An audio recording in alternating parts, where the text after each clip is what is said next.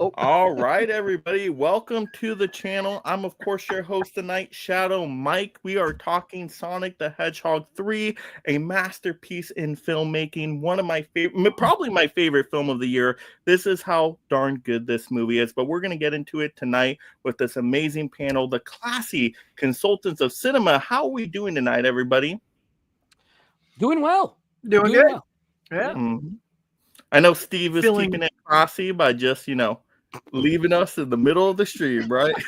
Popping in when he feels like it. But I'm feeling very supersonic tonight.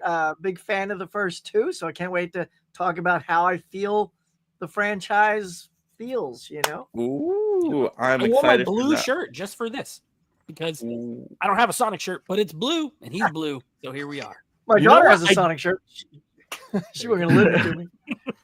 You know what? I didn't have a lot of Sonic stuff until I saw this movie. And then after I saw this movie, I'm like, let me buy everything Sonic. I got my Sonic hat. I got my my Did you buy Shadow the blanket? shirt. At I got Regal? I got Shadow plushie. Oh, I do yeah. have the blanket right here. There it is. Here we go.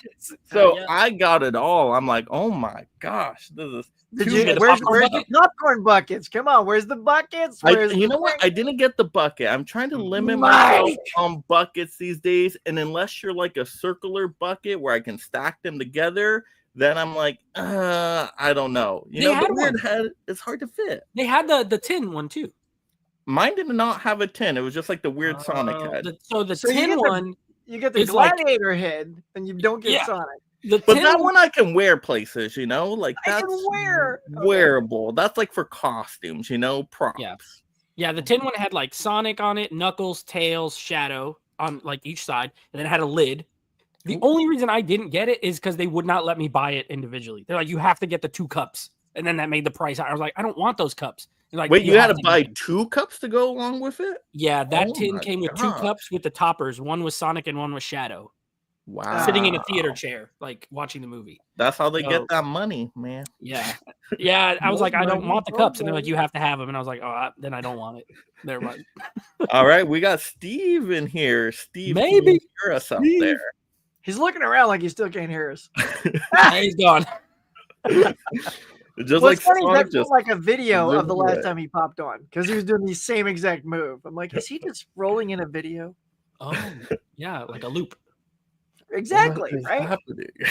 It's a Stuck in the security multiverse. cam where the person keeps doing the same exact thing. Like, oh, they're just acting normal, and they just keep doing the same exact thing. He keeps reaching around the computer, and then he disappears. All right, I guess Well- let's just roll. let's roll with it. And members out there, this is a member conversating stream in the chat. Now, everybody can watch this. So if you're watching this and you're not a member, that's perfectly fine. Anybody can watch this show and share it out and have a good time checking us out, making a good discussion about Sonic 3, of course. But if you want to comment live in the chats right now, you got to become a member. So if you want to sign up to be a member, there's different tiers out there. I mean, the cheapest one's like $4.99. That's less than a cup of coffee, people. Come on now. And then you get shout outs for all the end credits of my videos and some other cool perks there. So definitely consider memberships if you want. But let's see. Steve, is Steve finally here? That's the question. I don't know. He's right We'll there, find man. out. I totally He's there. He's right But there, he- man. Looks like he All can't right. see us or hear us. Oh, he's typing. He's typing his thoughts. Ooh. Guys, it was a good time in the old town. Oh, Oh, oh, so close and so far away. Off to a rocky good he's start. right there. I know. So close. So far away, though. All right. So how did this compare to the other Sonic movies? We might as well just charge right into this right here. And you know what? I'm a big fan of the Sonic franchise, so I'll just start here. The other 2 Sonic movies I thought were a lot of fun. Oh my gosh. When I saw that first Sonic movie, it was a pleasant surprise. I thought it was going to be hot garbage because a lot of video game movies are just terrible. I mean, after seeing like Mortal Kombat, I'm like, oh my gosh, what the heck they're going to do with Sonic here? Yeah. And I'm like, this is kind of fun right here. I like the casting choices. The voice work was pretty good since they fixed how Sonic looked. That was awesome. They didn't go with Nightmare Fuel Sonic, so that Yeah. was a plus. Right. So they listened to the audience, and I think that's really what this franchise is about. Let's put in the, the fun fan service stuff for the audience, but still have a really good core story that the whole family can watch. So I was really delighted with that first one. I thought the sequel was a great follow-up, had some big moments in there, adding more characters. I'm like, oh, Tails is awesome. Knuckles is fantastic. So I love seeing all these Sonic characters in there. And then Jim Carrey. Oh my God. I'm sure we'll talk more about Jim Carrey tonight, but as Mr. Robotic, Eggman, he is fantastic. And so I really like those other two Sonic movies. I think they are good, solid family films. And so we get the Sonic 3, and I'm like, oh my goodness, is this going to be a letdown? And it became a masterpiece. Freaking love Sonic 3. I just want to see it again and again. So I was really just delighted by the end of it. But I'll let you guys talk about it. Nate? Okay, so all right, so how did it compare? Yeah, so same thing real quick. First one, loved it, thought it was a lot of fun. There's limits to my enjoyment of movies like this because it's a family movie, it's for kids. But if I was a kid, I would absolutely love this movie if I was even a teenager.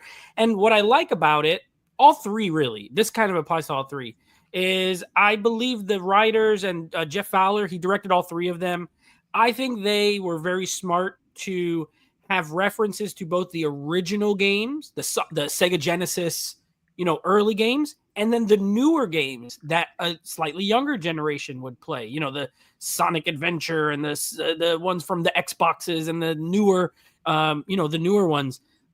Very smart to use everything Sonic and not just focus on one specific sort of time period, right? I think that was smart. As far as how this compares, I personally think it compares very favorably because I overall liked this one the best. So just as far as I don't think it's a step down at all. I think if anything, it's a slight step up. I'm like more interested in a Sonic 4 than I was in a Sonic 3 when 2 ended, and I like 2. But I thought it was good. I thought the first one was good. I thought the second one was good, and I thought this one was very good. So I would say it compares right up there, if not the best one, equal, at least in my opinion. Yeah, what I really liked about it, as I'm remembering it, the tone was spot on. Even though it was a family film, I felt like this third one got a little bit more darker, a little bit more edgy with some of the humor in particular. And I'm like, oh, okay, this is like the Dark Knight Rises out of the Sonic movies. And I love the Dark Knight Rises. So this was fantastic. It's the Rocky of the Sonic movies. It's like going up against Clubber Lane. Oh, it's so good. Sonic Huck, how'd you feel about this one? I was impressed with this franchise. So this is something that my daughter loves. She loves Sonic. She's a killer gamer. And I was like, okay, we'll watch Sonic. I don't have a connection. Like I didn't have Sega. I had Nintendo growing up. I've played a few of the games that have cross-platformed or whatever, but nothing to where I had like anything invested in watching this movie. And then she loves it. So we sat down, and the first movie was so delightful. It was full of heart. And look, when these two ended, I never thought I would pick this up. This fantastic, the two steel books there. I mean, look at this. Look, you get Sonic on that side, Robotnik on the other side, and Jim Carrey, who's one of my favorite actors, just kills it. And then 2, you get that, and then the characters on the back. I mean, these are amazing, and they were like on sale when Best Buy was on the way out, and I'm like, I'm getting those. That's how much I enjoy these, which is kind of shocked me because I was just like, I feel like they'll be one and done. Yeah. But when 1 was good, we couldn't wait to see 2, and then 2 was great. And then so this is how it goes to. I'm like, so tell my daughter, we're gonna go see Sonic 3. I got a play date with all my friends. We're gonna go see it. And I'm like, oh. I'm like, but it's our thing. Not really. So I went solo for this because my wife couldn't go see it either. So I think she just wants to watch it with Brooke here because it's a family thing. But so for me, it's 1, 2, 3. I think it builds like each time and got better and better, which is so rare for franchises to kind of knock it out of the park every time. So, and I'm all game. I'm ready for 4. Let's go. So you got to bring a companion like this with you, Huck. He always has something. Actually, my daughter just got a Sonic for as a Christmas present from one of her school chums, and it's cool. Now I want one. Yeah, that Sonic set's really nice too. I'm so It's happy you showed that off. And the price was outrageous. It got like It was- $20-something. It was $30, and maybe even less. It might have been a bit under 25 or something. Because like I was just like, how is this? I love the Sonic 2 artwork because it looks like the old Sonic 2 game, like the way the 2 is and everything. That one there on the front. That looks like from the game Sonic 2. I mean, Robotnik, it looks different, but yeah, it's pretty cool. Well, man, Carrie just killed it. See, but now I need the Sonic 3 steelbook when it comes out, and hopefully it's not $1 million. Hopefully they keep that price in check. Come on, Sony. It will be $45. Don't Venom the Last Dance us, okay? Like, let's call It's Paramount, so they're gonna definitely. Oh, thank goodness. Yeah. Hopefully they're okay. 30. It was a good deal. 30. Yeah. All right, Steve. How did this compare? Can you guys hear me? Yes. I was having trouble with my audio. I think I discovered what was the problem the last live stream when I couldn't hear anybody. I went into the settings and it was like muted, but I mean, there's like a button where you can turn up the volume, but it somehow was on mute, and so I couldn't hear anybody talk. But so I enjoy this movie. It's like you said, I've taken my nephew he's 16 now, and I've taken him to see all these movies. I might take him to see. I saw it on Friday, but I might take him to see it on Christmas Eve. But I like you said, I think this one was darker than some of the others because I think the kids that like the first one are now teenagers now, so they can handle more violence than it was. And I like the addition of Keanu Reeves played the Shadow the Hedgehog in the movie, and I noticed something with his theme music in the movie. It sounds like Black Sabbath Iron Man. That it's got that guitar riff. And I was like, I checked today online to see if they gave a writing credit to the writers of that song. Apparently, they didn't. I didn't see any listing of Black Sabbath or the guys that wrote that. That album was like 1970 or something like that when Paranoid was released. And apparently, it says that that's actually public domain. So apparently, they could use that classic Iron Man guitar riff when they showed Shadow. He had that riff there, and because I'm a big music person, so I recognize that kind of stuff. It sounds like Iron Man to me, and just like in the first Iron Man movie, they use that at the end of the movie that down down down hit that guitar riff. So that's what I found out today, that it's actually not copyrighted. There's no copyright on it, so people can use that music, and they don't have to give them a writing credit or anything.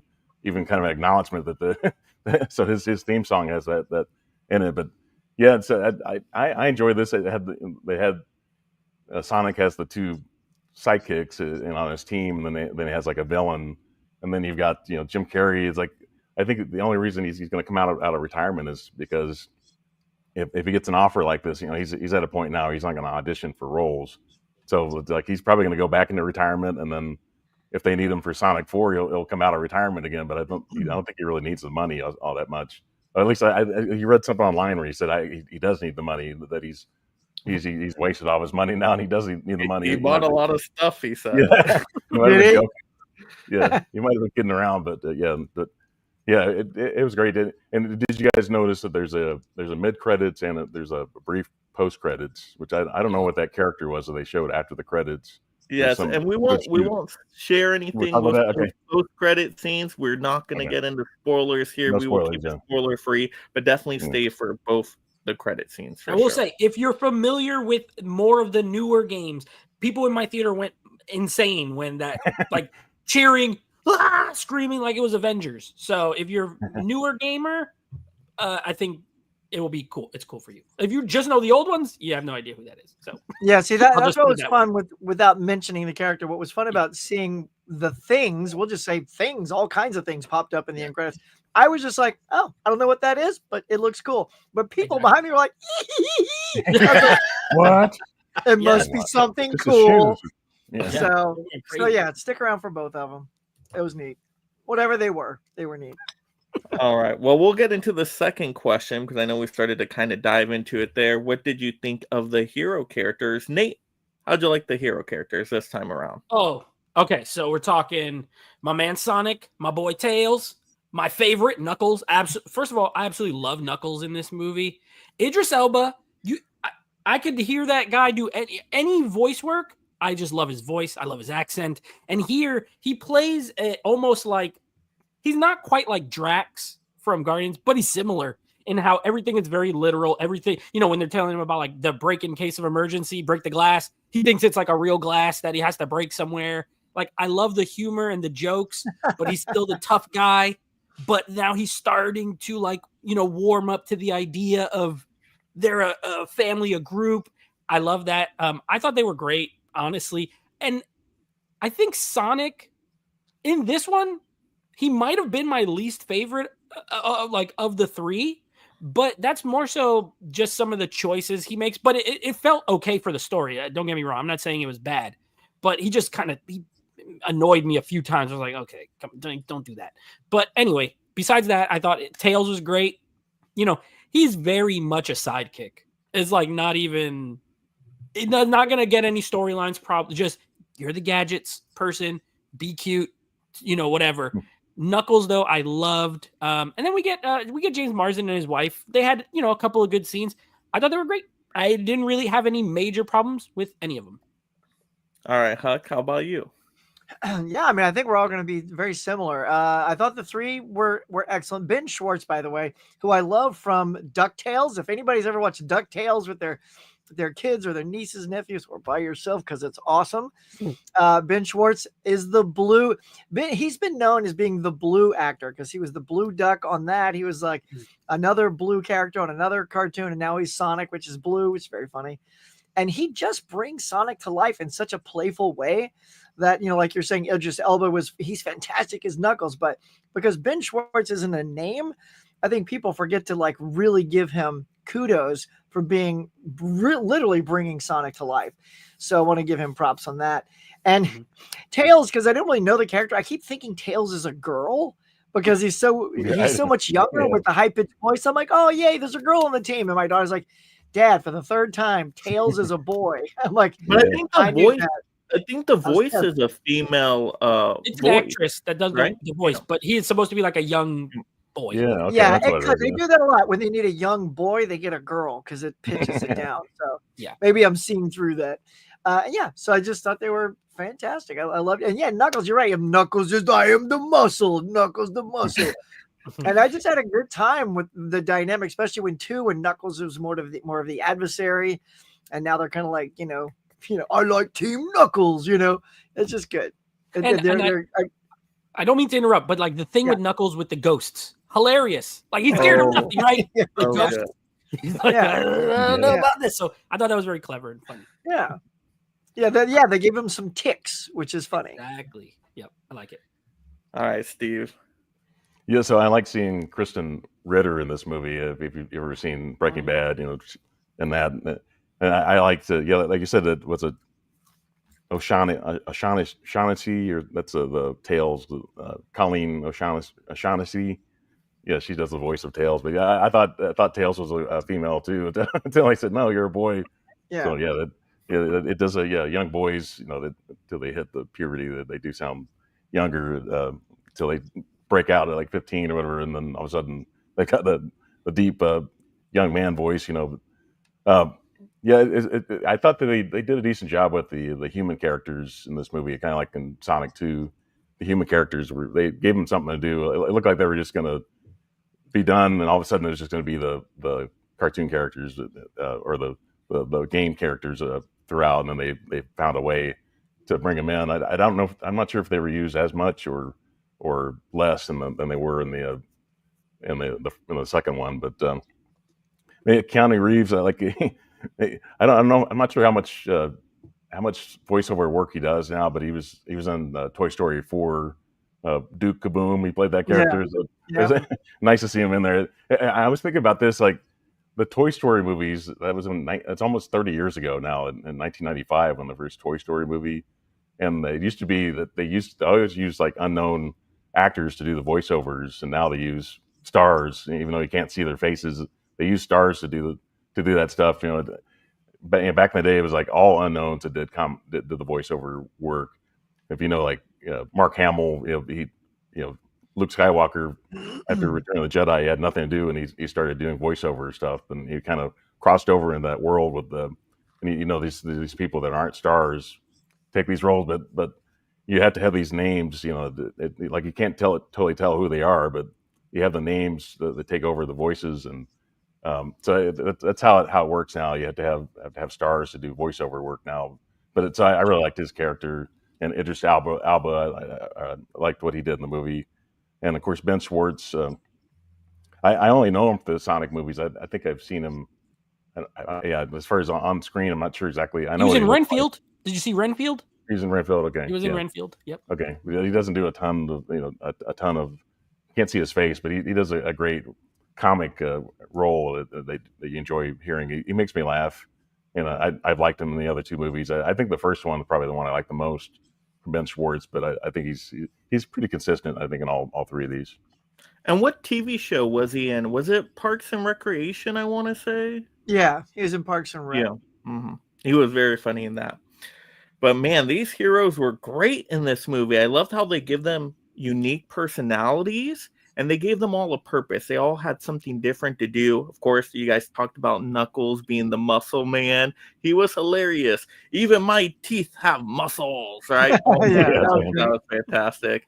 And then Tails was truly the gadget person here. You saw the purpose to Tails, like the technology and all of that. Now, I will say the voice was getting me a little bit annoyed this time around after like hearing it so much. I'm just like, I'm not feeling the Tails voice right now, but that's okay. I'll give it a pass. Sonic was great in here. We'll talk more about story details later, but I like the character arc for Sonic.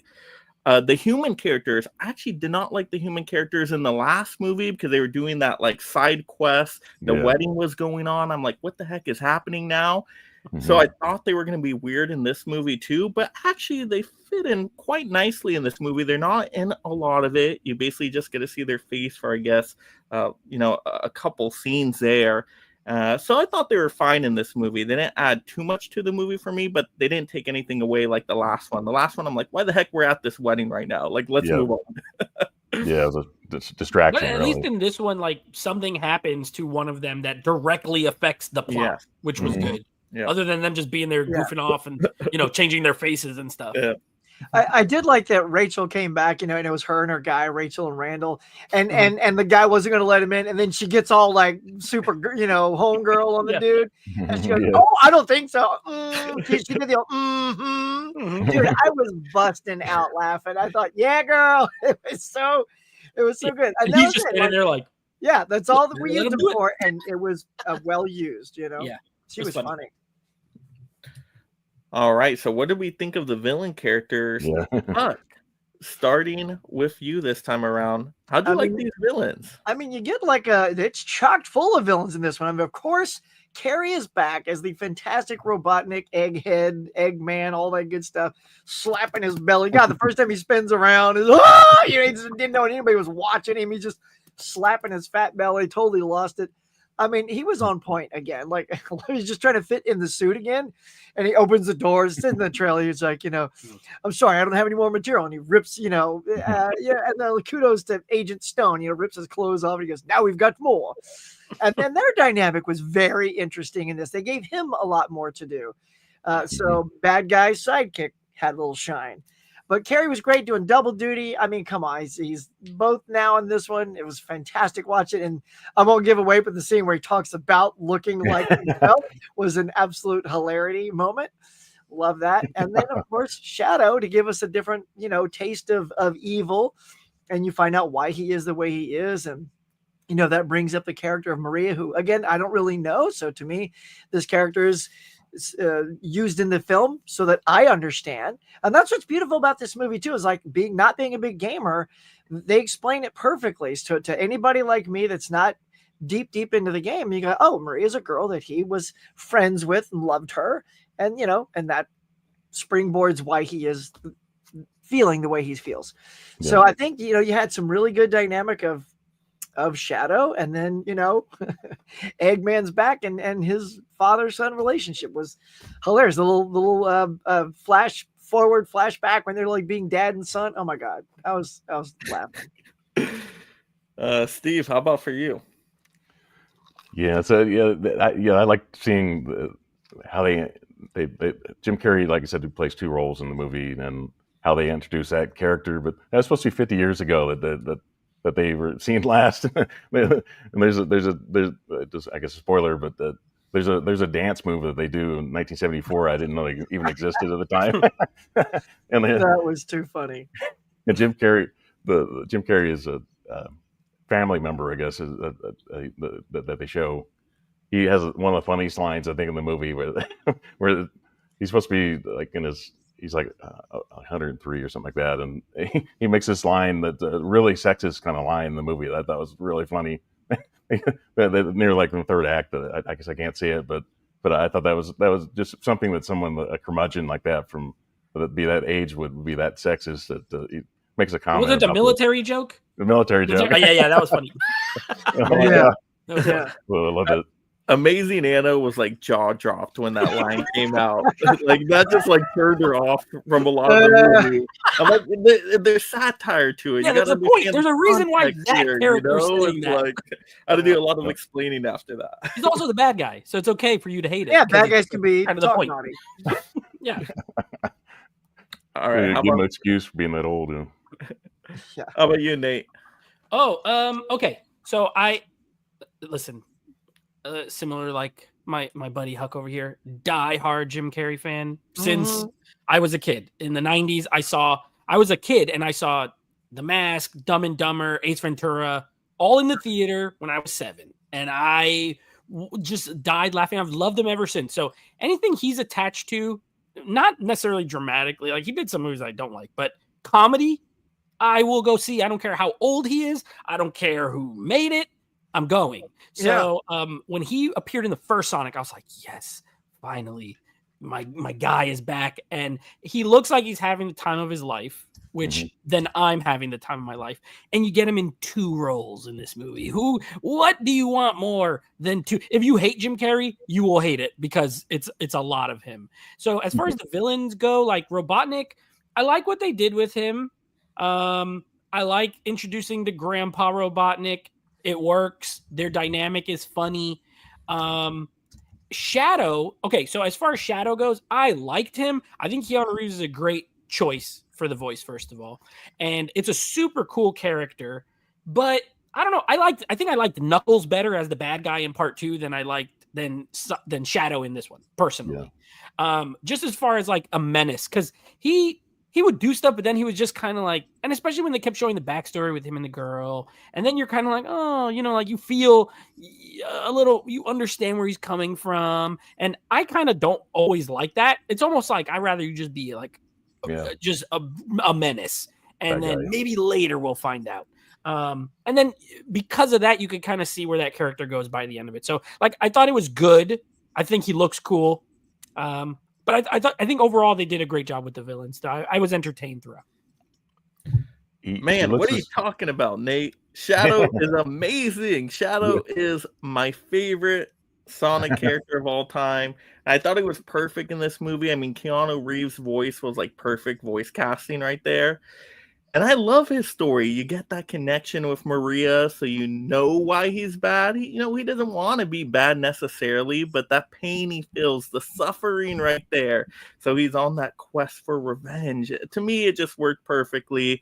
And then, oh my gosh, like you guys said, the Robotniks right there, Jim Carrey. I mean, that's difficult to do, to like play off yourself there acting wise, and it just seemed seamless. Like you're like, know they're the same actor, but you're like, these are 2 different characters here, and it just worked. And like you were saying, Huck, with the reliving the moments, the father-son moments, and AI, oh my gosh, that was so freaking hilarious. Santa Claus, when he saw Santa Claus, tackles him on the tree. Teaching him how to ride a bike, and he's like 50 years older. Oh my god! Oh man, and like you guys said, the dance sequence between them, that was amazing. Oh my gosh, that was phenomenal. Yeah. So I really like the villains here, and like even the sidekick. I keep forgetting his name, but making the goat Agent milk. Stone. Yeah, Agent Stone. yes, I love the way you make them, you know, like they even brought that. They had a lot of emotion with these villains this time around. Like you felt emotion from every single villain character here, and you totally get why they were doing what they were doing. So, and then you saw Dr. Robotnik become even more like Eggman, right? He got even fatter. Like every movie, he's getting more like the character from the video game. Like he got the mustache in the other movie. Now he's getting fatter. Like, and he got the suit. Oh my gosh, that was fantastic. So it's like he's transforming even more to be video game accurate. So I absolutely love to see that. So yeah, these villains were great. Totally made the movie for me. So then they make Shadow look just like Sonic. I mean, he's blue. He's blue in the movie, right? He's blue with the red. He's black. He's black, okay, but it's kind of a dark blue. It doesn't look like that. It looks blue to me. Black and red, like Darth Maul. That's the villain colors. I thought he looked more blue to me, but maybe it's I don't know. Tell your projectionist to get on it. Well, I think they put blue highlights in it so you can see it better. They do that in the old comic books. Superman's hair looks blue because otherwise it would just be a black splotch on his head. So they infuse blue into people with black hair. So maybe they did a little, because I also thought there was some blue tints going on in Shadow, even though he's more dark. He's darker, dark. You know, I know him from the game, so my brain just I just saw black, but that's how I know how he looks in the video game. So I was like, I just think Huck and Steve are tripping here. What the hell are you guys talking about? Seeing blue? Happened, I didn't see it. What was in that soda, Huck? I don't know. It's good though. Good stuff though. All right, so now time to talk about the story. Oh my gosh, and we're not going to go into any spoilers here, so we won't talk about any major plot giveaways or anything like that. But if you know the game, which I love this game on Sega Dreamcast, like this was the one we most played, the Shadow one. So it was really cool to see how it just connected so much with the Maria character, right? You know, something bad happens, of course, and he's on a quest for revenge. So that's pretty much what the movie is about. Of course, you got the other Robotniks in there in the mix as well. But I like the story overall, and I'll let you guys add more to it. But I liked it. I think it matched up closely with the game. There was a few little tweaks here and there that still made it fresh. And so you didn't know exactly what was going to happen in the third act, how it was going to end. So that was a little bit different than the games. So I appreciated the story overall. I thought it was pretty fun. Nate, what did you think of the story? Yeah, well, I know you said we're going to add a lot more, but I don't have a lot more to add, to be honest, as far as the story. I thought this is a very straightforward movie. Yeah, there's some character stuff in there, you know, like with the Robotniks and with Shadow, but nothing too crazy. It's a pretty much, like you said, as far as the villain goes, it's a revenge story. He wants to avenge something that happened in his past. And the Robotniks want to be evil, and Sonic wants to stop it. Probably the best thing story-wise to me was, even though, like I had mentioned earlier, some of the decisions Sonic makes in the movie kind of annoyed me. Also, what happens, like what drives him to kind of go Super Saiyan Sonic, you know? I did like that. I thought that was very interesting. But other than that, I mean, like, it was good. Like, my favorite part of the movie was not the story. There was a lot of other stuff I liked better. So I think it's a very good story that they were able to build a lot of cool stuff around. I'm glad how they explained that Super Saiyan part, basically, though, because if they didn't explain that, you'd be like, oh, why isn't he doing that right away? Like, in the second, he got that. Why isn't he using it from the very beginning? I'm glad they touched on that, so we didn't have that question as an audience member. Sonic Huck, what'd you think of the story? Now, before I tell you, so that Steve and I are vindicated, I'm going to turn my camera off, and you're going to notice my icon. Ready? Look how blue he looks. So when we tell you he looked blue, what are you talking about? That's black. How is that blue? Look at all the blue. Look at all the blue. I did not see no blue. You guys are well, that's because you're looking at the screen too small. If you Google Sonic and Shadow, because he's always around light sources, I think they put him around blue light sources. So look, all you gotta do is Google it. He looks blue. Do it right now. Thank you'll be you, like, yeah. you'll shut your mouth. You're like, hey, look at all that blue. I Googled it, and all I see is black photos. Wow. Black and red. Now, blue. No, you're looking at the wrong pictures. Anywho. There is one in the movie where there's like a fireball and he looks lighter, and I guess maybe that. I could see that. It's similar to the one you showed. Yeah, exactly. Okay. It's almost gray, though, more than blue.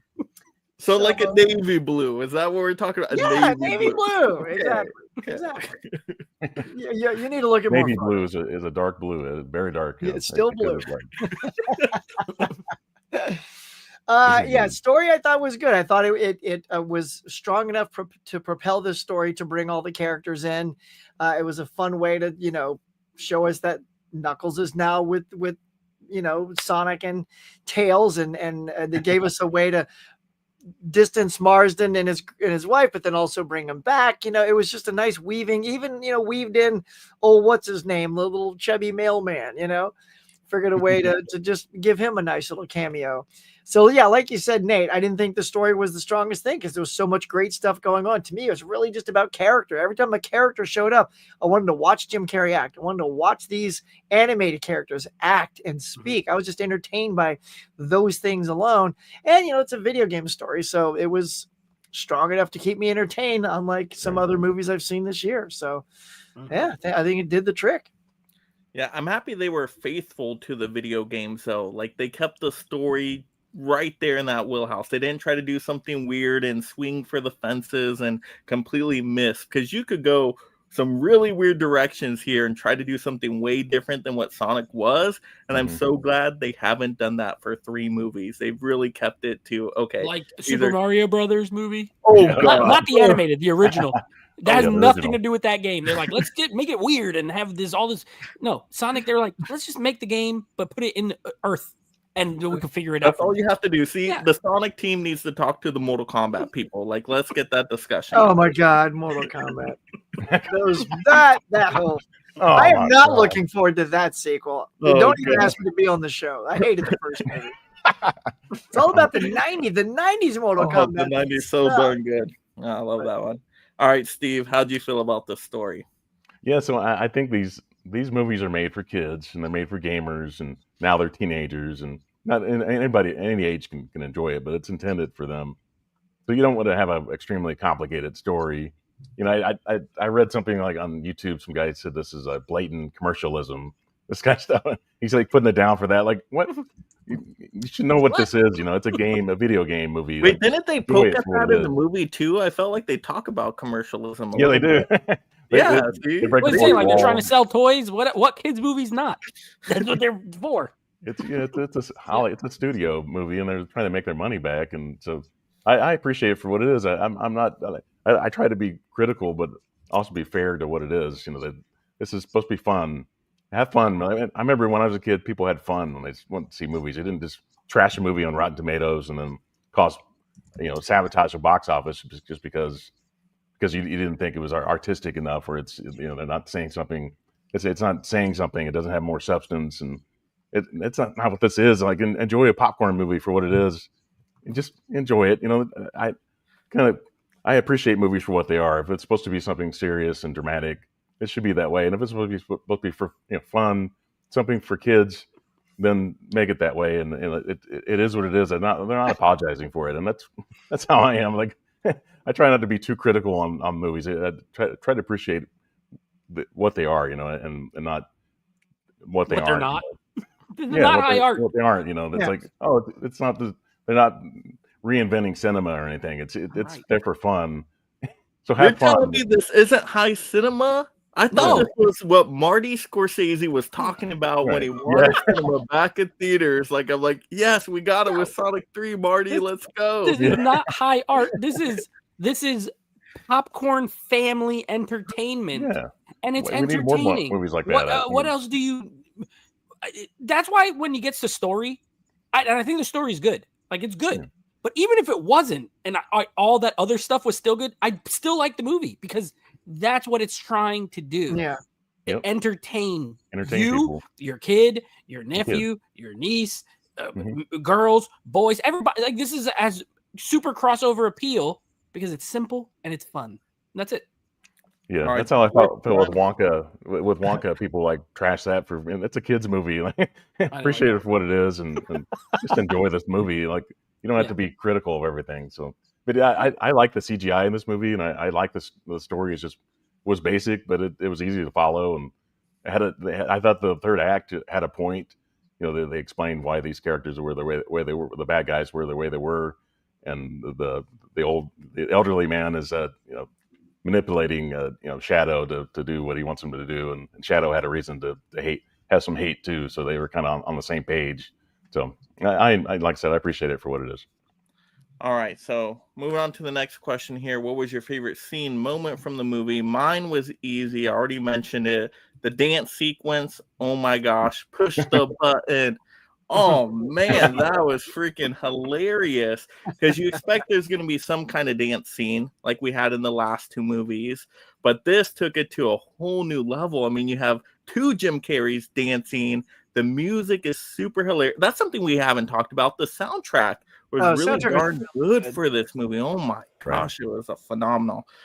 So that just brought everything together. It had the humor, it had the the motion between two Jim Carreys, right? The father-son relationship kind of, and then just the music was banging. So I love that moment. That was perfect. Chef's kiss right there.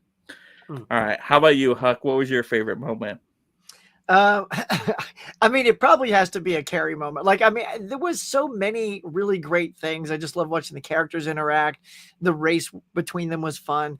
But I mean, I think we brought up earlier, Nate, is the flashbacks or the father-son time with Carrie. I'm like, I mean, and it was fairly short, but oh my God, it was hilarious just watching him do the bike and the Santa. He doesn't even know who Santa is, I guess, because he attacks him. I mean, and when they go into the tree, just that kind of physical comedy that Carrie pulls off to perfection.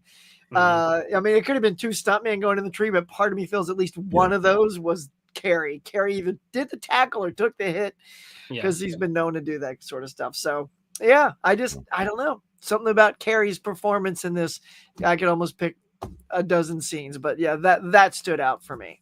And I totally forgot the Santa Claus moment. Glad you mentioned that, Huck, because now we know Sonic 3 is a Christmas movie. It's official.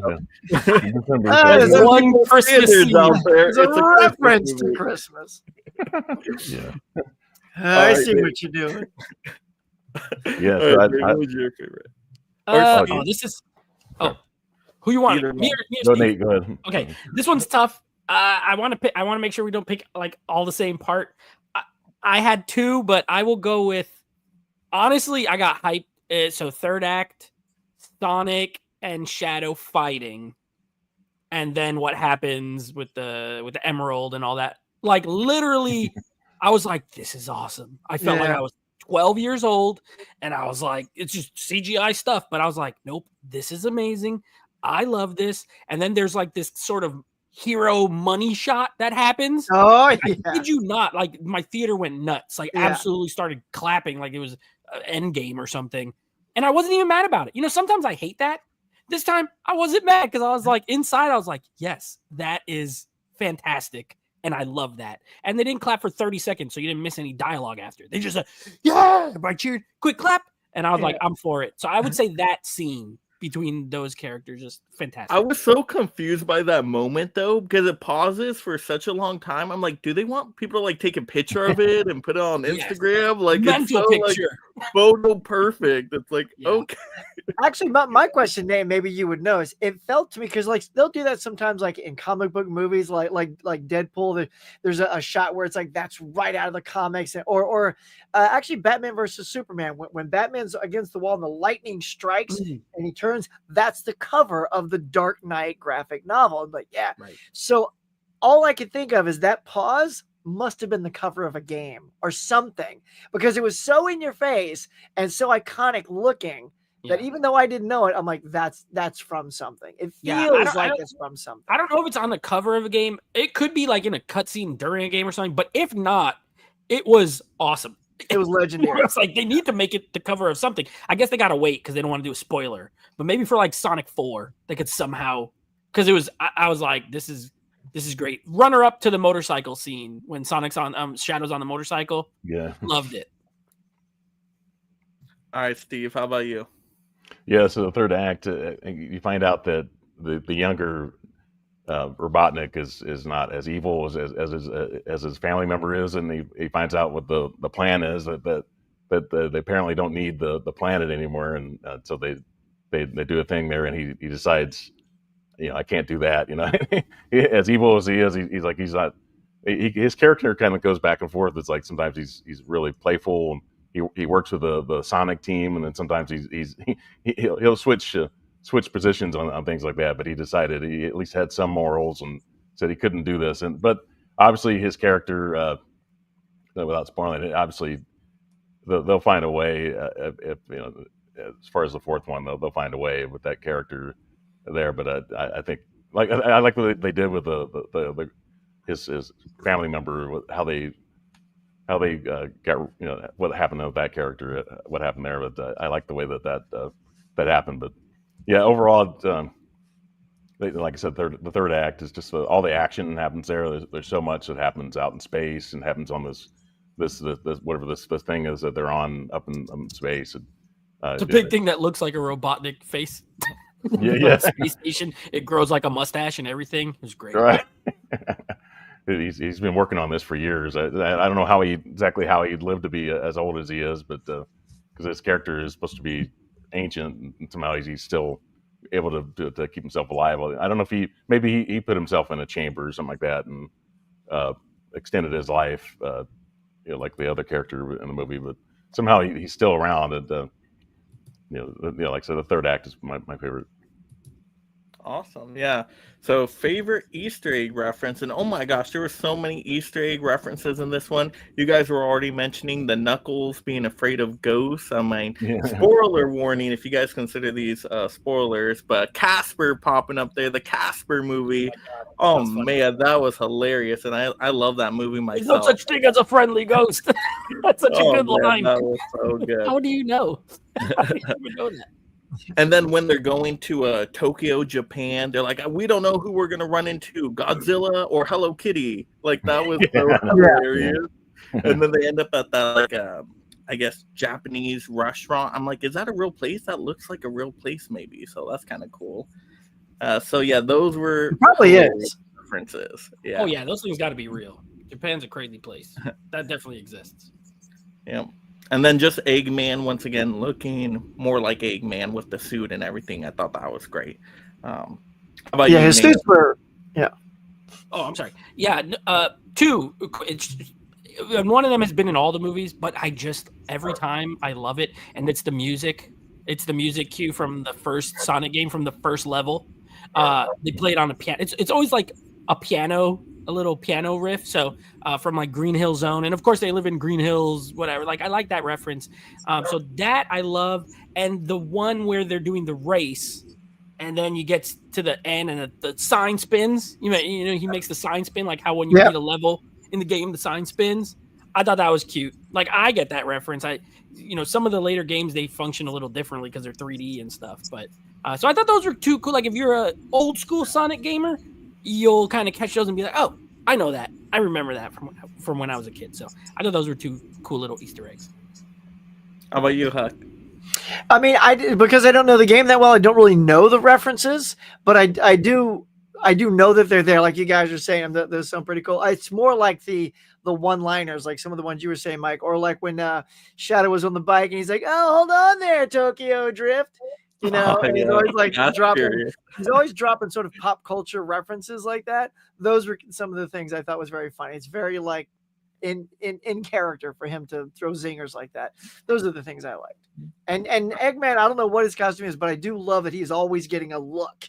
And I could tell they must be tapping into something because his looks were always great in all of them. I like that the glasses just stick to his forehead. Like he never really seems to use them. They're just always there and they look cool. There's no strap. They're just there. There's no strap. They're just stuck on. I'm like, I'm all in. I don't know why, but I love it.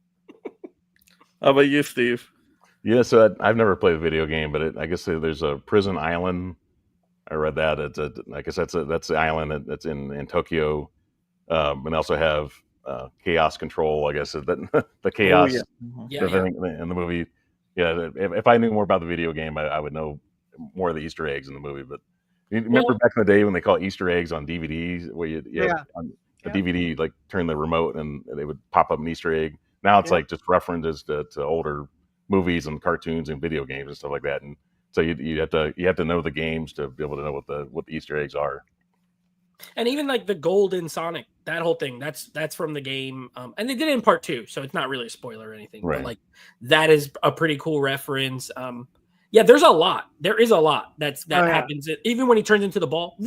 I geeked out when he did that. Yeah, that was cool. So I just thought there's actually a reference right at the top of the film is they take the Paramount logo, ditch the stars, and replace the stars with the rings around the Paramount logo. I was like, oh, that's nice that Paramount lets, because every once in a while, like Warner Brothers will sometimes do that, and they'll let the Warner Brothers crest become a Superman logo because it's shaped the same or something like that. I always like when they allow their logo to be sort of affected a little. So that was neat. Yeah, didn't Columbia do that too with the Zombieland or something like that? The Columbia lady, and then she had like a torch, and she whacks the hell out of she fights, or the X-Men where they put the X, the X in the pop. Oh, it used to stay bright longer. Yeah, the yeah, that's right. Yeah, stuff like that. The best one ever. Sorry, Scott Pilgrim, the 8-bit Universal logo. Yeah, yeah. It's amazing. I'm with you, Huck. I love when they let them use the logos as part, like that gets you right into the movie right away before it even starts. So I think that's a lot of fun. Yeah, Warner Brothers done that with New Line too, where the Warner Brothers New Line will shape into the Warner Brothers. And they kind of do that. Oh, and another awesome reference: the flash drive, the blowing on it like it was a that's the best. 90s, buddy. It's an old trick from the 90s. Like that's how we did in the 90s. Work does it, and it totally works. Work. And that's how your Super Nintendo game don't work. Blow into it. Blow on it. Won't work. My Atari games. I got the Atari, the new 2600 Plus. A lot of the games work in it, but you had to kind of blow on it a few times and reload it, and so weird. It worked. Yeah. All right, our next question here. Did this movie meet your expectations? I will start here. It surpassed my expectations. Like I said, I thought the other movies were good. To me, this is great. Like I said, I think this might be my favorite film of the year. I have to look at all the movies again. I saw like 90 new movies in theaters, but this is one I keep thinking about. This is one I want to watch again because of all the pop culture references and just how fun it was. All these characters were just so darn entertaining. I was never bored once. It was a good pace. Like this just had everything I wanted and more. So it really just blew past my expectations. How about you, Steve? Did it live up for you? Yeah, so honestly, I kind of forgot about the second one, even though Knuckles, I like the character. But before that, the first one was my favorite. And this one, because of the characters, you bring more villains in the movie, and all these different characters were used a lot more in the movie. So I did enjoy that a lot more, that they found a way in the story to include everybody. So that's that part of it. So I think this one may be my favorite now, but the first one's my very close second. All right, how about you, Huck? Yeah, I mean, I think this is a very strong trilogy. First basically character, I was just kind of like, yeah, let's go for it. Now I'm just like I said, I grabbed the steelbooks because I love those two movies, and this one I enjoyed. I mean, Keanu, come on, man, it's like John Wick, Sonic Wick, bringing some of that Keanu stuff to it. And I thought he did a fantastic job. And the animation was just so bright and vibrant and active. It was just very active and just fantastic. So for me, it met and exceeded easily. How about you, Nate? They should have changed Shadow's name to Son Wick the Hedgehog. Sonwick, there you go. The bad version. Yeah, I'm agree with you, Mike and Huck. And it's not that I didn't expect this to be good because I liked the first two, but this was better than I thought it was going to be. Yeah. So I would say it exceeded what I expected when I walked into the theater. Like, I like this. It'll probably be cute. And then by the end of it, I was like, no, I really enjoyed that. That was a lot of fun. It was way better than I thought. And I wish it was playing like IMAX or something, but it's not. So that would have been really cool. Yeah. Oh, I did see the first one in 4DX, and I will never do that again. But IMAX. Yeah. I've never done I don't need those anymore. That's just I'm good on that. But IMAX would have been fun. Yeah, I cannot do 4DX. I tried it once with, I think, the Hitman's Wife's Bodyguard. I'm like, I felt like I just got my ass kicked for 2 hours. I'm like, I cannot do this. What's the kidney shot? Too hard. Like it's like just move a little. Like this is too much. I'll never do it again. All right. Next question here. Huck, what do you think about the domestic box office opening weekend results? About 70 million, because you talk a lot about box office on your morning shows. This is pretty good news, right? I think it's fantastic news. So let's just take a peek. So not only did it get about 62 closer, here, but it hasn't really had an international release yet. It's only made like 1 million international. And I know there's an audience for this, just like there is Mario Brothers. So I'm sort of excited to see. I don't know when it's dropping in some of the other areas or countries, but I just want to see this thing explode. I don't know if it'll reach Mario numbers personally. I mean, I liked Mario. I like this more. Like Mario was good. There's another one where it's just like, this will just be a cute little movie, and it exceeded what I thought that was going to be. Yeah. But this one was just super good. So that's a nice start. I didn't really know what to expect for it, but I mean that's a solid debut. Like let's see here. We'll just do the first one had a 58 million debut, so it's kind of like right on track with that. Part 2 was 72. And 72 was the other one. So yeah, a little bit higher on that second one. So yeah.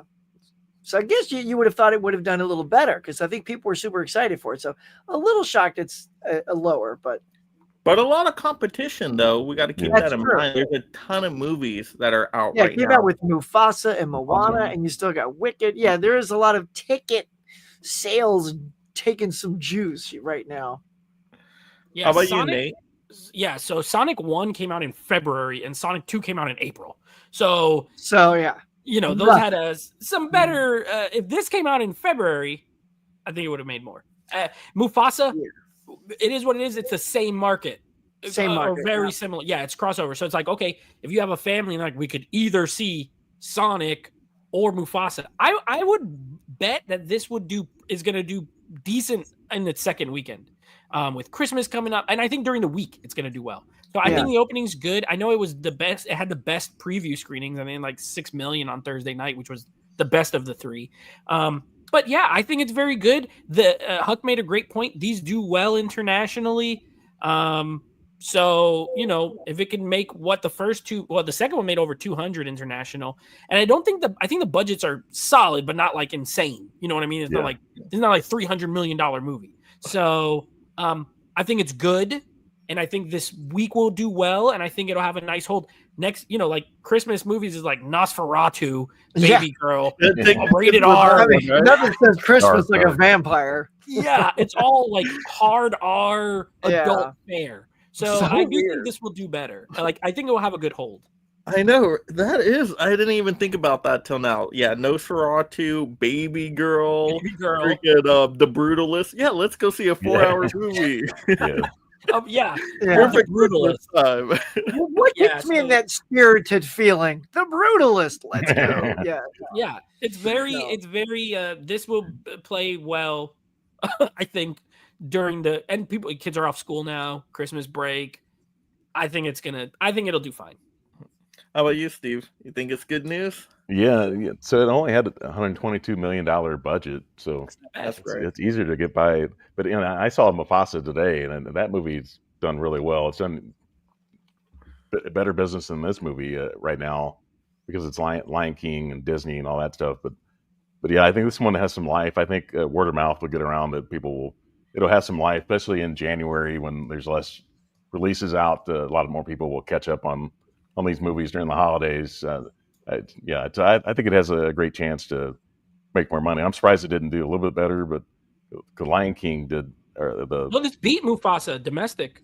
It beat it by, it almost doubled it. Okay. Yeah. But international, but Mufasa opened international, so it has like something million from there. But see, that is something to take note because it is sort of the same audience. It took 35 million away from Sonic that I think could have pushed that very close to 100, seeing as Wicked and Moana, at least Moana's like in its like 4th week. So Sonic was fresh, but Mufasa's direct competition for that. And Mufasa had more theaters, 4,100 theaters to 3,700. So I mean, not only is it competition, it played in more places, it had more. Sonic's doing actually great when you Still consider did those better. things. Yeah, exactly. So if I were to see between the two movies, I'd rather see Sonic 3 again than to see Mufasa, which I thought Mufasa was pretty good. Was fun. Was Mufasa up for the vote for us to review? Was that one of the options? Yeah. I saw it. I'm don't glad even it think didn't win. was. I didn't say that. I'm glad it didn't win. Yeah, Mufasa had a great score, but I think this movie's more fun. Sonic 3 is more fun. If I were to take nieces and nephew on Christmas Eve to see a movie, I'd rather see Sonic 3 again, because I saw it on Friday because I was off. Well, I was off on Friday. I took the day off and saw it in the afternoon, so I didn't see it with anybody else. But if I were to see it again, I would say let's go see, because I've taken the kids to see the first two Sonic movies and they loved it. So this one's, I think, more fun than.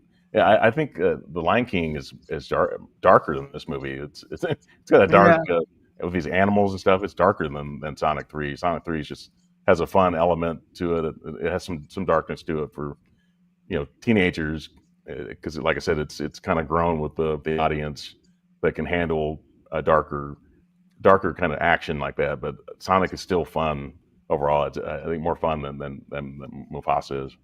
I'll say I saw them in the same night, back to back, and Wow. my Sonic theater was pretty full and loud, and my Mufasa theater was mostly empty and silent. Right. So I mean, if the experience tells you anything, I think Sonic is the better family movie. Probably. See, I'm like, because my daughter wants to go see it on Friday with all of her friends. Now she's going to need a ride there and back. So I'm like, well, what if I just sit in the back row and I don't go up You're in the back row. I'll watch it again. Just watch it, kids. It's like you saw it with her. It's just like Yeah. There you go. See, repeat viewings. I think this will have good word of mouth, because my audience too was cheering along, was gasping at the big moments. Like, it looked like everybody was having an awesome time in the theater. So they're gonna tell their friends, they're gonna bring people along. I think this is gonna have some legs. I think this is gonna last in theaters another good month or two. Especially, once we talk about like January releases and stuff, like this is going to stay a while for sure. It should do well. Yeah, good second week, I'm predicting. I bet it'll probably drop only in the 40s percentile. Mm-hmm. I don't think it'll even hit 50%, which is normal. Mm-hmm. Yeah, Rotten Tomatoes is good too. So it's like I said, sometimes Rotten Tomatoes can sabotage the box office, but people see the rating is pretty high. Like, they're going to say, well, yeah, let's check that out. And a lot of people are saying the best reviews out of the three. So sweet. Right. That's cool. All right. So question 9 here. Would we like to see the franchise continue in any way? Should be an obvious answer. Absolutely. Let's keep this franchise rolling around. All three of these have been good to great movies at the very least. This is a very strong franchise. Let's keep milking that sucker. I think the fourth one will be great, especially with what we saw in the post-credit stuff. It gives me excitement to see how does it play out in the fourth movie? So they can keep going a long time. Sonic has a big history, a lot of games to pull from. They could keep going with this franchise for a long, long time. As long as they keep it, keep it family movies, keep entertaining characters, and just keep growing that. I think this can keep going for a long, long time. At least I want it to, because these movies are awesome. How about you, Nate? Are you excited for this franchise to continue? Absolutely. I would love to see a part 4. I agree with you. I told my brother. So my brother, he's a few years younger. He's like 9 years younger than me. So as far as video games, he is in the generation that played the 3D Sonic games are like really big. So like he watches movies, but not as much as me. And so he likes to know spoilers. So he'll just like text me and be like, hey, what was in the credit scene? What was in this? What was in that? And I would tell him, and he was like, oh, I got to watch this movie. I got to see this movie. So, I think that was great. It sets up cool stuff. There's still characters they haven't even, like Silver the Hedgehog. They haven't even, nothing. No mention, no nothing. So, and I will say this. I think, maybe you guys can correct me if I'm wrong.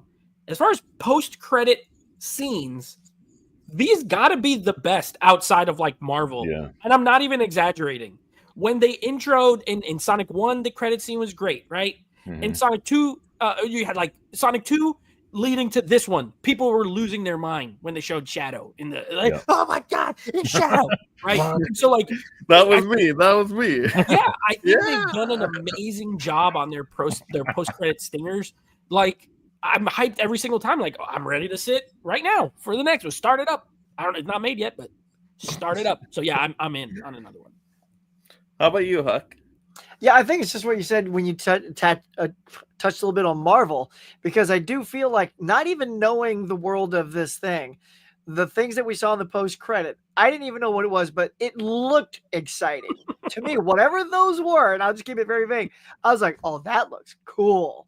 So even from that standpoint, I think they're doing a good job, because if they can get guys like you who know them and you're excited, they can get guys like me who don't even know what I'm looking at. I'm like, I don't know what that is, but I can't wait to see what it is. Yeah. You're right. I think that this isn't a trilogy. This is something, until people just stop going to see them, you could just keep going. I'm sure there's enough content in these games, I don't know, to go double, at least 6 movies or more.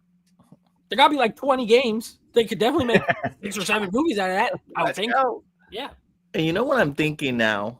Because they're having their Nintendo universe, right, with Mario, and supposedly they're going to do a Zelda movie and eventually work their way up to like a Super Smash Brothers movie, I'm guessing, awesome. Right? Like an Avengers movie. I think Sonic is in some of the Super Smash Brothers games, if I'm not mistaken. Could this Sonic jump over to the Nintendo universe for that Super Smash Brothers? Ooh, that'd be kind of cool. Paramount Universal, little collab going on. There we go. I would love to see it. I'm not even. Well, how about that Pokemon reference? So now we have an in-universe reference with Pokemon. So I'm like, oh, hey, Pikachu. I didn't even think about that. That was a good reference. Both you guys might be onto something here. I'm in. I want to watch it. How about you, Steve? You excited for this franchise? Oh yeah, I mean, it's like I said, these movies are fun. You can feel that buzz when you're around these younger people that they love this stuff. And me as being like an older guy now, it gets me excited to see movies, anything like that. And I guess like you said, they have so many characters. They're going to keep bringing new characters in. Eventually, if it goes 6 or 7 in the franchise, you're going to have a whole cast of characters on Team Sonic or whatever they call it, the team now, Team Knuckles, or they would just call it Team. The whole thing. It's a franchise. It's Hollywood. As long as they keep, they're going to keep making movies as long as it keeps making money. And so, I'm in for the ride. Like I think these movies are fun. And like I said, when I took my nephew to see the first one, and he saw the post credits and he saw Tails, he knew exactly who that character was. I was like, okay, that's like that's why I want to take the kids to see the movie on the Christmas Eve, just because I think it's such a fun ride to go into Christmas like that. To like I did with Spider-Man: No Way Home, I took all the kids to see that a few years ago, and they loved it. So it just gives you those good holiday vibes, just to make people happy and have something fun. And you know what I just thought of, Mike? Remember, did you guys see the Chip and Dale movie? The Andy Samberg, that was fun, actually. Yeah, and Ugly Sonic was in that, and that was a Disney movie. So my point being, I don't think Paramount's too precious with it. Like, hey, you want to put him in? I mean, that's the ugly version, but the point is, it was still a Sonic the Hedgehog version. They might lend him out. Say, hey, throw some cash. Let us go distribute this. Let's do Mario and Sonic. They got to bring Ugly Sonic into this universe for like one scene eventually in one of these movies, just like a funny reference. Yeah, like a billboard. Maybe like he becomes famous and they do a billboard and it's the Ugly Sonic or something. He's like, what is that? I hate that. That would be fun. Oh gosh. All right, so our last question here, what movies upcoming in January and February, and I guess rest of December, if you want to talk about those, are you excited for? Because I think we're going to combine the next couple months and do a show at the end of February, just because there's not a lot of major releases over just the next month alone. If you guys are cool with it, putting it to a February show. And plus, we got the populars in January anyway. So, but yeah, I'm thinking you guys are going to have to help me out with what we're going to put into the polls. We're definitely going to have Captain America, right? Wolfman. Mission Impossible. Wolfman, the Lee Winnell, the Wolfman, the remake, the one with and showing all the trailers for it before everything. Okay. Yeah. You got to do Superman, or I'm not on this team anymore.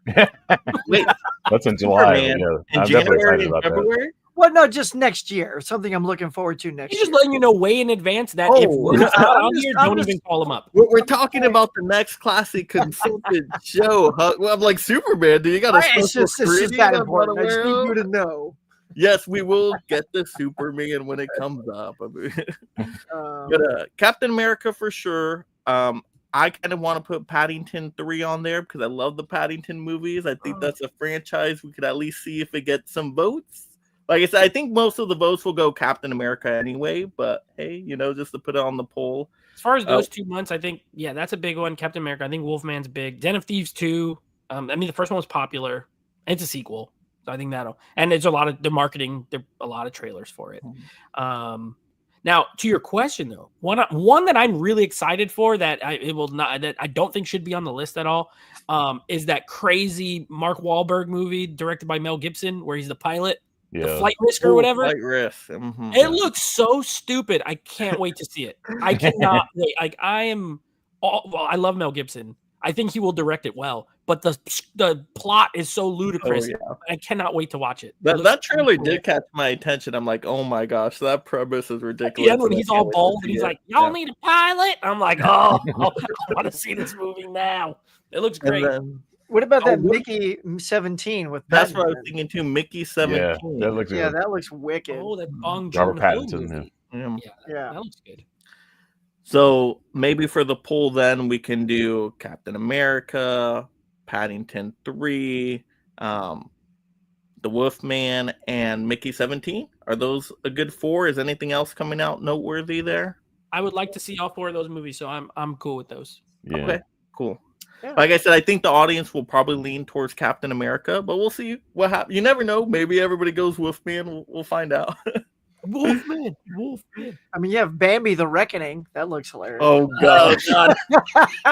Reckoning. I do want to see that Pamela Anderson, that last Showgirl movie. It says January 10th. I heard her performance is like fantastic. It's excellent. Yeah, she's I would nomination quality. Wait, what is that called? The Last Showgirl? The Last Showgirl. Last Showgirl. Apparently, she's very good at it. Yeah. Wow. Thank God someone gave her something she can act in, except besides, I mean, she's older now. I love the whole story. Like, I've been watching all the interviews with her. She's obviously, Pamela Anderson's a seminal part of my childhood. So to see her now, older, what you be watching, Dale? Listen, I grew up in the Baywatch era. Like that's I was a kid in the 90s, right? So Home Improvement, Baywatch, even that show she did called VIP that was really crap. Like Pamela Anderson, Barbed Wire. That's my formative years as a young man. So to see her now, like older, and then to hear this is like a role where she acts legitimately, I'm kind of excited to see it. Hey, don't forget Stripperella. Don't forget that. The cartoon? Yes, Stripperella. The cartoon. Right. Right, Stripperella. Stan Lee produced that too, by the way. Yeah. I loved her. I'll leave it at that. Yeah, let's leave it at that. Yeah, I mean, it looks like The Wrestler, but with Pamela Anderson. Like the Mickey Rourke Wrestler. Right, but with the woman version, The Last Showgirl. Yeah. I'll point out something about Mission Impossible comes out in May. It's not next month, but the first one was called Dead Reckoning Part 1. Now this one's called The Final Reckoning. They don't call it Part 2. They just they're like, whoops, let's get the part. I can't wait for that. The part ones don't work anymore, right? I think that's what they discovered. You can't just do part one. Yeah, they did well. Yeah, I'm gonna scribble out on my steelbook. I'm gonna scribble it out and just put The Final Reckoning Part 1. That's it out. I wonder if they'll change that if they do like a reprint or something of that steelbook or a different edition. Like, let's fix the name. A box set. All of a sudden, the disc will say Final Reckoning Part 1.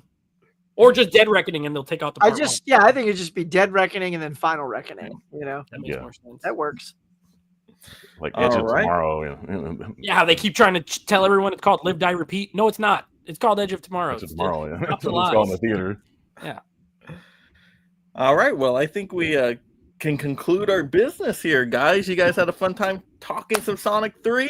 That was good. Yeah. It was good. All right. Good movie. Go see it if you didn't see it. Yes. Everybody out there, go see Sonic 3 3 times. Okay.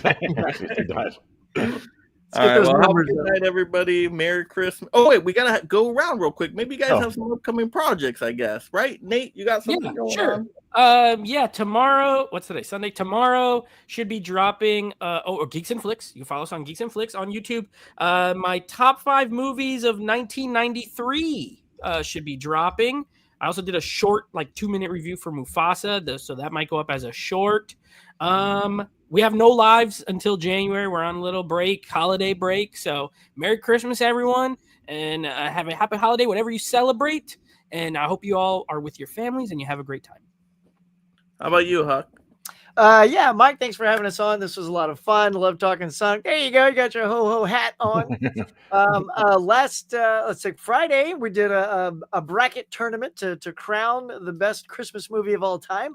Go back and check that video out. It's very funny. What wins? Because it's no matter what wins, it wasn't one all of us wanted, which is kind of funny. Someone's mad. It's funny because we all have a favorite Christmas movie, but it was all voted against by other people. So the winner ended up being like a crowd, by consensus, which is hilarious when you do those kind of things. I did a review for Sonic yesterday, and I'll be posting a review for Kraven the Hunter after the show tonight. So, oh boy, hopefully you love that one as much. My other favorite movie of the year. Great CGI in that movie. I know.